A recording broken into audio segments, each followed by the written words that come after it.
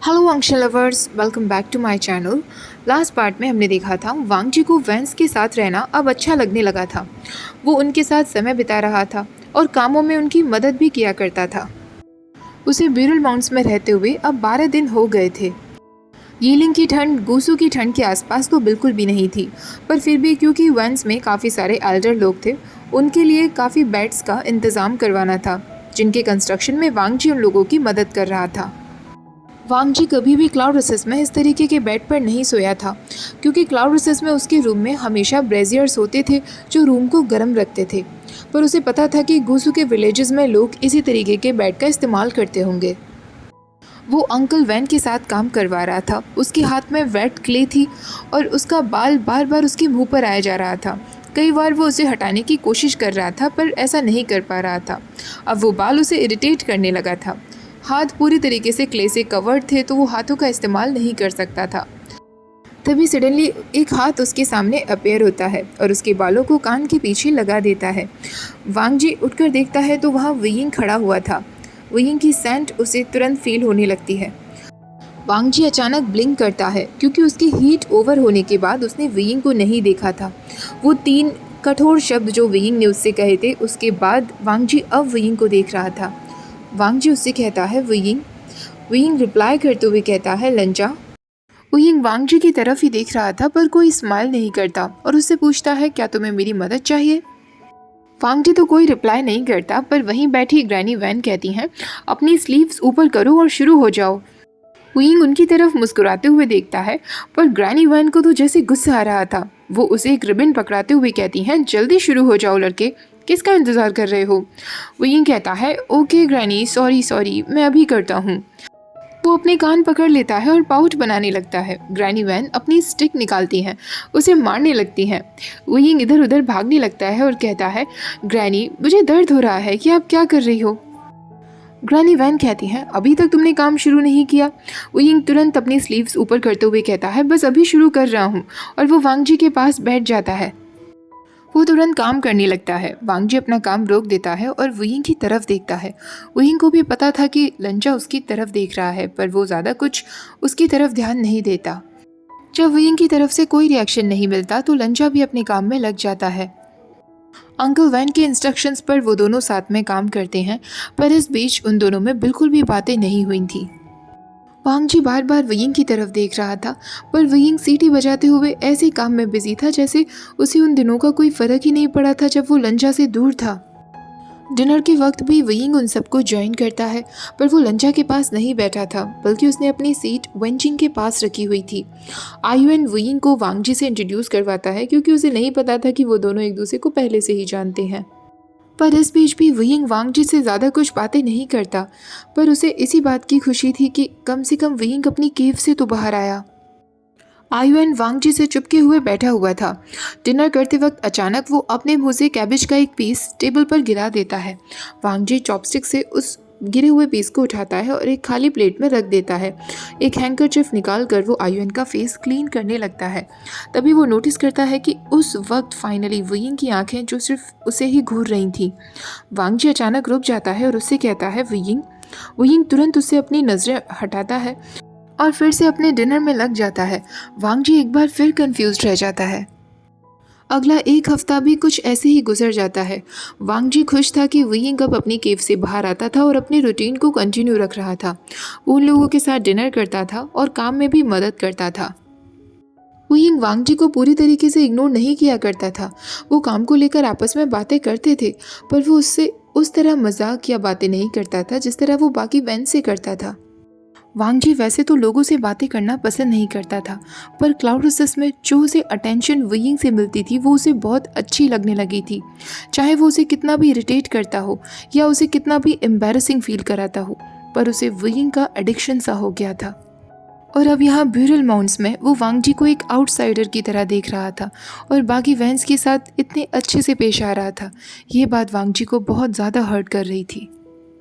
वो jealous feel करता था जब वेंचिंग उसे अपनी नीडल्स से डराती थी और वियिंग हंसता रहता था।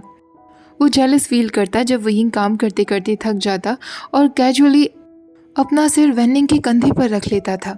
कभी कभी तो उसे वैंस्यू से भी जेलसी होती थी जब विंग उनके साथ फ्लर्ट करने की कोशिश करता था। हालांकि वो एक लेडी थी जो कि काफ़ी बड़ी थी, पर वांग जी को उनसे भी जलन होने लगी थी। उसे पता था कि इस तरीके की सेल्फिश फीलिंग्स रखना बहुत गलत है, क्लाउड रसेस में तो अलाउड भी नहीं है। पर वो अपने दिमाग पर कंट्रोल नहीं कर पा रहा था। वो खुद को वियिंग पर थोपना भी नहीं चाहता था, इसलिए उसने डिसीजन लिया कि वो वियिंग से दूर ही रहेगा और उसे अकेला छोड़ देगा। पर एक दिन क्लाउड रसेस से एक लेटर उसे रिसीव हुआ। खत पढ़ लेने के बाद वो तुरंत वयिंग के पास जाता है और उससे कहता है, वयिंग, क्या मैं तुमसे कुछ बातें कर सकता हूँ? वयिंग हाँ में सिर हिला देता है और उससे कहता है, कहो लंजा। वांग जी उससे कहता है, मैं तुमसे प्राइवेटली बातें करना चाहता हूँ। वयिंग थोड़ा सा सस्पिशियस हो जाता है, हालांकि उसे काफ़ी इंटरेस्टिंग भी लग रहा था। वो वांग जी को फॉरेस्ट में एक ट्री के पास लेकर आता है जहाँ वो दोनों बिल्कुल अकेले थे। वांग जी अब वयिंग से कहता है, आज मुझे एक लेटर रिसीव हुआ था जो मेरे ब्रदर का था। वयिंग मन में सोचने लगता है, जेवुजुन ने उसे लेटर भेजा था, पर किस लिए? क्या वो उसे वापस बुला रहे हैं? क्या ये वापस क्लाउड रसेस जाने वाला है?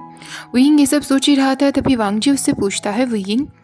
वयिंग कहता है, सॉरी मैंने ध्यान नहीं दिया, तुम क्या कह रहे थे? वांग जी कहता है, ब्रदर ने आज मुझे एक लेटर भेजा था जिसमें उन्होंने एक वेडिंग इनविटेशन के बारे में जिक्र किया था।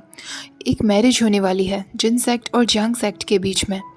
वयिंग की आंखें एकदम वाइड हो जाती हैं और वो तुरंत वांग जी से कहता है, शिजे और पिकॉक के बीच में? वांग जी कहता है, हाँ, लेडी जियांग और मास्टर जिन के बीच में। वयिंग सोचने लगता है, शिजे शादी कर रही हैं? वयिंग के दिमाग में तुरंत पुरानी बातें चलने लगती हैं, जब यानली उससे कहती है, आशियन और जंगजा कह रहा था, इडियट, याद रखना हमें हमारे जीजे के लिए बेस्ट वेडिंग प्लान करनी है। कल्टिवेशन वर्ल्ड की बेस्ट वेडिंग होगी वो, जो किसी ने भी नहीं देखी होगी। और फिर एक और बात जो जंगशा ने उससे कही थी, वापस आ जाओ विभूषण, क्या तुम नहीं देख रहे कि तुम ये सब करके जीजे को कितना हर्ट कर रहे हो? क्या तुम्हें लगता है कि वो ये सब बर्दाश्त कर पाएंगी? वयिंग ये सब बातों में इतना खो गया था, तभी वांग जी फिर उसे आवाज़ देता है, वयिंग।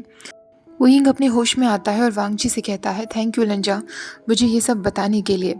अब वो वहाँ से जाने लगता है। वांग जी फिर उसे आवाज़ देता है तो वयिंग कहता है, वनचिंग से कह देना मैं अपनी डेमोन सबड्यू केव में रहूँगा, तो वहाँ मुझे कोई भी डिस्टर्ब ना करे। ऐसा कहकर वो चला जाता है। वांग जी उसे कई बार आवाज़ देता है पर वयिंग नहीं सुनता। उसने फिर से खुद को गुफा में बंद कर लिया था। कई बार लोगों ने गुफा का दरवाज़ा खटखटाया पर वो कोई जवाब नहीं दे रहा था। वो अपने हाथ में रखी उस जांग लोटस बेल को देखे जा रहा था जो अंकल जांग ने उसे दी थी जब वो 8 साल का था। अंकल जांग, शिजे और जंगछा ने उसे वो सब कुछ दिया जो शायद उसे कभी नहीं मिल पाता। पर उसने क्या किया? वो सब कुछ छोड़ छाड़ कर यहाँ आ गया था। सारी बातें सोच सोच कर वो बहुत दुखी हो रहा था। उसके दिल में फ्रस्ट्रेशन थी, गिल्ट था, एंगर, शेम और रिसेंटमेंट था। उसने क्या चाहा था? उसने बस लोगों को प्रोटेक्ट करना चाहा था। वो चाहता था कि लोगों को जस्टिस मिलना चाहिए। पर सब कुछ ऐसा कैसे हो गया? उन लोगों को ही वो कैसे तकलीफ पहुंचाने लगा जिनसे वो सबसे ज़्यादा प्यार करता था। तभी एक बार फिर दरवाजे पर नॉक होता है और बाहर से वांग जी कहता है, वयिंग प्लीज़ कुछ खा लो। वयिंग उसे पहली बार इग्नोर करता है। एक बार फिर दरवाजे पर नॉक होता है। वयिंग अब दांत पीसते हुए कहता है, वो लोग मुझे अकेला क्यों नहीं छोड़ सकते? इस बार वांग जी कहता है, वयिंग मुझे अपने लिए क्लिनजिंग म्यूज़िक प्ले करने दो। ये सुनकर अब वयिंग को और भी ज़्यादा गुस्सा आ जाता है क्योंकि ये वर्ड सिर्फ लंजा के हो सकते थे, ऑनरेबल ब्यूटीफुल लंजा। वो तुरंत जाता है और दरवाज़ा खोल देता है। क्योंकि रात हो चुकी थी, वांग जी के फीचर्स मूनलाइट में कवर्ड हो गए थे और वो और भी ज़्यादा ब्यूटीफुल दिख रहा था, रेडिएंट और परफेक्ट, हमेशा की तरह। वांग जी उससे कहता है, वयिंग। तो वयिंग कहता है, प्लीज़ यहाँ से चले जाओ लंजा। वांग जी एक बार फिर कहता है, प्लीज़ मुझे अपने लिए म्यूज़िक प्ले करने दो। मैंने कुछ न्यू पीसेस सीखे हैं जो क्लिनजिंग म्यूज़िक से भी अच्छे हैं। वहीं उसे घूर घूर कर देखने लगता है। उसे पता था कि लंजा बहुत एनोइंग और स्टबर्न है, वो यहाँ से आसानी से नहीं जाने वाला। वो मुस्कुराते हुए कहता है, तुम मेरे लिए क्लिनजिंग म्यूज़िक प्ले करना चाहते हो? वांग जी हाँ में सिर हिला देता है। वहीं अब उसके नज़दीक जाता है और उसे अंदर बुला लेता है। वांग जी भी तुरंत अंदर आ जाता है और विंग दरवाज़ा बंद कर देता है। अब वो वांग जी से कहता है, तुम मुझे क्या दोगे अगर मैं तुम्हें अपने लिए म्यूज़िक प्ले करने दूँ? वांग जी उससे कहता है, जो भी तुम चाहो विंग। विंग कहता है, सच में जो भी कुछ मैं चाहूँ? वांग जी कहता है, हाँ, मुझे बस अपने लिए म्यूज़िक प्ले करने दो, वो भी डेली। वहीन कहता है, ये तो अनफेयर है हंग गुंचन, तुम मुझे बस एक चीज़ दोगे और उसके बदले मैं तुम्हें डेली म्यूज़िक प्ले करने दूँ। वांग जी कहता है, ठीक है, फिर मैं रोज़ तुम्हें वो देने के लिए तैयार हूँ, जो भी तुम चाहो। वहींग अब उसके और भी नज़दीक जाकर हंसते हुए कहता है, वेरी स्मार्ट हंग गुंजन, पर लंजा, क्या तुम्हें पता भी है कि मैं तुमसे क्या मांगने वाला हूँ? वांग जी कहता है, कोई फ़र्क नहीं पड़ता। वहींग अब और भी ज़्यादा ज़ोर से हंसने लगता है और उसके शोल्डर्स को पकड़ते हुए कहता है, इसीलिए तुम मेरे फेवरेट हो लंजा। वो उसे अपनी तरफ खींचता है और तुरंत उसे किस कर लेता है। वांग जी के सॉफ्ट लिप्स उसे अपने लिप्स पर फील हो रहे थे। इतने दिनों बाद वो उसे किस कर रहा था। वांग जी अचानक हट जाता है। वहींग फिर उसे अपने नज़दीक खींचता है। वांग जी उससे कहता है, नहीं वहींग, पहले मैं म्यूज़िक प्ले करूँगा। वहींग फिर स्माइल करता है, एक बार फिर उसे किस करता है और किसिस के बीच में ही रिप्लाई देते हुए कहता है, नहीं। वांग जी उसका नाम लेता है वहींग। वहींग किस को ब्रेक करते हुए कहता है, लंजा, या तो तुम इसी तरह मेरे लिए म्यूज़िक प्ले करो, मैं तुम्हारी बॉडी के साथ खेलता रहूँगा और तुम मेरे लिए म्यूज़िक प्ले करो, या फिर तब तक का इंतज़ार करो जब तक मैं तुम्हारी बॉडी के साथ खेलते खेलते थक ना जाऊँ, उसके बाद मैं तुम्हें म्यूज़िक प्ले करने दूँगा। तुम्हारे पास चॉइस है लंचा। वांग जी उसकी तरफ देखने लगता है। उसका माउथ थोड़ा सा पाउटी हो गया था।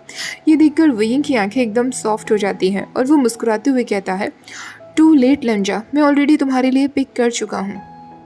वहींग उसे तुरंत एक हाथ से पकड़ते हुए खींच कर लाता है और बेड तक ले आता है। वहींग अब उसके बालों को प्यार से सहलाने लगता है।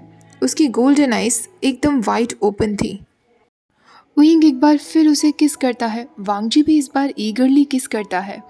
वहींग उससे कहता है, माय गुड लंजा, तुम आज गुड बॉय बने रहोगे ना, तो प्लीज़ जल्दी जल्दी अपनी रोब्स निकालना शुरू करो। वांग जी इस बात पर अचानक शिवर करने लगता है, पर वहींग उसे सेटिस्फैक्शन से देख रहा था। वांग जी स्लोली स्लोली अपनी रोब्स निकालता है। वहींग उसकी तरफ ही देख रहा था। उसने इस मोमेंट का जैसे हमेशा से सपना देखा हो। वहींग अब वांग जी को खींचते हुए अपनी गोद में बिठा लेता है और उसे एक मैसी किस करता है। वो अपने आर्म्स को वांग जी के वेस्ट पर रैप करता है, उसे और भी नज़दीक खींचता है। वो दोनों इतने नज़दीक थे कि वो चेस्ट टू चेस्ट एक दूसरे को टच हो रहे थे। उनके बीच का किस अभी भी ब्रेक नहीं हुआ था। वांग जी ने भी अपने आर्म्स वहींग की नेक में रैप किए हुए थे। उनके एक हॉट सेशन के बाद वहींग अब बेड पर लेटा हुआ था।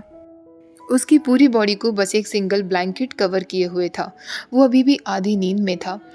सेक्स के बाद उसे बहुत लेजी फील हो रहा था और मसल्स पूरी तरीके से रिलैक्स्ड थी।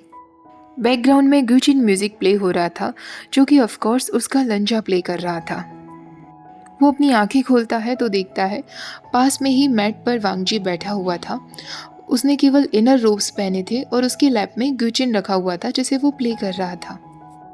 वहींग को रियलाइज़ होता है कि उसे इतना काम सिर्फ और सिर्फ सेक्स की वजह से फील नहीं हो रहा था, बल्कि म्यूज़िक की वजह से हो रहा था, लंजा की म्यूज़िक की वजह से।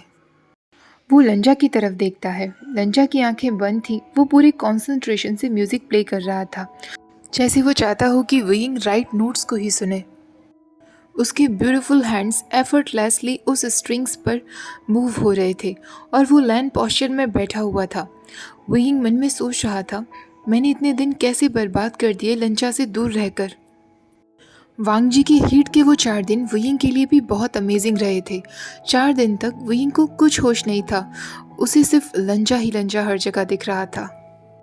वो फूड लेने के लिए भी जब भी बाहर जाया करता था, मेक श्योर करता था कि वो जल्दी वापस जाए, जिससे वो फिर से लंजा के साथ हो सके। यही रीज़न था जो वहींग को रुकना पड़ा था। उसे अपने माइंडलेस डिज़ायर्स को अपने कंट्रोल में रखना था। लंजा उसकी टेरिटरी में आया था उससे मदद मांगने के लिए, तो वहींग को उसे कंट्रोल में करना था। पर वहींग खुद उसके वश में होता जा रहा था। यही रीज़न था जो वहींग उससे कुछ दिनों दूर रहा था। इस तरह केव के बाहर लंजा को एक पपी फेस बनाए हुए खड़ा देखकर वहींग को बहुत सेटिस्फेक्शन फील हो रहा था। पर अब एक सिंगल नाइट में ही वो फिर से लंजा के कंट्रोल में आ गया था। पर स्ट्रेंजली उसे ये डिसीजन बुरा नहीं लग रहा था, बल्कि उसे ये सब अच्छा लग रहा था, क्योंकि वांगजी को लेकर उसका ओपिनियन सरप्राइजिंगली धीरे धीरे चेंज हो रहा था। क्योंकि लंजा ब्यूरल माउंट्स में वेंस के साथ बहुत अच्छे से रह रहा था। वो हर एक वैन के साथ कितना जेंटली पेश आ रहा था और वो उनके सेटलमेंट का एक हिस्सा भी बन गया था। वहीं कब इस फैक्ट के साथ रह सकता था, अगर लंजा मुझे एक्सेप्ट नहीं कर पा रहा है मेरी डार्क कल्टीवेशन के साथ, और अगर वो वैंस को एक्सेप्ट कर पा रहा है तो मैं इसी में खुश हूँ। उसे अभी भी लंजा पर पूरी तरीके से विश्वास नहीं था। उसे पता था कि लंजा अभी भी उसकी डार्क कल्टीवेशन को अप्रूव नहीं करता है, पर वैंस के मामले में वो लंजा पर ट्रस्ट कर सकता था। विंग को याद आता है लंजा ने उससे कहा था, मैंने कुछ न्यू पीसेस सीखे हैं जो क्लिनजिंग म्यूजिक से भी अच्छे हैं। वो सोचने लगता है क्या लंजा ने वो सब मेरे लिए सीखे। अगर ऐसा ही था तो उसने आज तक का इंतज़ार क्यों किया? अब तक उसने मेरे लिए कोई म्यूज़िक क्यों नहीं प्ले किया था? क्या उसे लग रहा था कि अगर वो पहले से ही मेरे लिए म्यूज़िक प्ले कर देगा तो उसके साथ हीट वाला समय बिताने के लिए मैं मना कर दूंगा? नहीं, ऐसा नहीं हो सकता। वुयिंग के मन में ये सारे थॉट्स चल रहे थे, पर वो फिर भी लंजा की तरफ ही देखे जा रहा था, जिसकी आंखें अभी भी बंद थीं और वो पूरे कंसंट्रेशन से म्यूज़िक प्ले कर रहा था। कुछ टाइम बाद वांग जी म्यूज़िक प्ले करना बंद कर देता है। वो साइलेंटली बेड के पास जाता है जहाँ वुयिंग बिल्कुल चैन से सोया हुआ था। वो आशा कर रहा था कि उसके म्यूज़िक प्ले करने से वुयिंग को थोड़ी हेल्प तो मिली होगी, और काश वुयिंग मुझे इसी तरह रोज़ अपने लिए म्यूज़िक प्ले करने दे। जैसे ही वांग जी अपने ऊपर ब्लैंकेट डालता है, वुयिंग तुरंत उसके पास शिफ्ट हो जाता है और पूरी तरीके से वांग जी को ग्रैब कर लेता है, अपने हाथों को उसकी बॉडी पर रैप कर लेता है। अपना फेस उसने एक बेबी की तरह वांग जी के नेक में छुपा लिया था। वांग जी को एक वार्मथ फील होती है। वही फैमिलियर कंफर्टेबल वेट फिर से उसे अपने ऊपर फील हो रहा था, जो इतने टाइम से कहीं गायब हो गया था। वो वेइंग के स्लीपी फेस को देखकर मुस्कुराने लगता है, उसके फोरहेड पर किस करता है और कुछ टाइम बाद वो भी वहीं सो जाता है। ओके गाइस, आज का पार्ट यही ख़त्म करते हैं। ये फ़ैन फिक्शन मुझे तो बहुत ही पसंद आ रहा है। आप लोगों को कैसा लग रहा है कमेंट में बताइएगा, क्योंकि आजकल वीडियोस पे कमेंट बहुत कम होते जा रहे हैं, तो प्लीज़ कमेंट करके ज़रूर बताना। वीडियो पसंद आई हो तो प्लीज़ वीडियो को लाइक, शेयर और चैनल को सब्सक्राइब करना मत भूलना। Thank you for watching. Bye bye.